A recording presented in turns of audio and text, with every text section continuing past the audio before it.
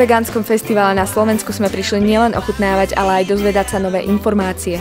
Festival predstavil prednášky napríklad aj o farmine nádeje v Čechách pre zachránené hospodárske zvieratá, o vegánskej výchove detí či zábery zo slovenských fariem. Premietali sa aj filmy, predávalo oblečenie a odvážnejší mohli podstúpiť aj tetovanie. A čo je cieľom tohto festivalu? Cieľom je informovať o všetkých aspektoch vegánstva, od tých etických cez ekologické a informovať o zdravotných aspektoch vegánstva, aby ľudia prišli na to aj pomocou prednášok, aj pomocou dokumentov, že rastlinná strava je pre telo dostačujúca. Prečo ste sem dnes prišli na tento festival? Som vegetariánka a už akože tak viacej akože sa orientujem aj na to vegánstvo a je málo takýchto festivalov na Slovensku, preto ma to zaujalo a rada podporujem takéto veci, čo sa týka ochrany zvierat.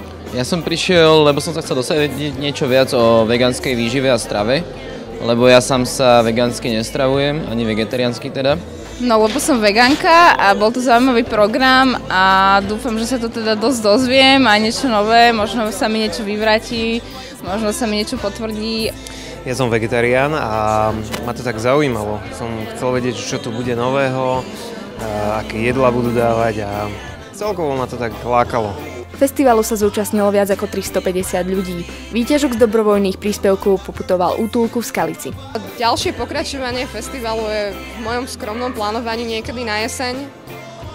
Všetko to samozrejme záleží na okolnostiach, lebo cieľom tohto festivalu bolo vlastne aj získať nejakých nových aktivistov, aby sme rozšírili svoje rady a aby z nás bolo na tú prácu viacero. Pre televíziu MC2 Veronika Gosčová.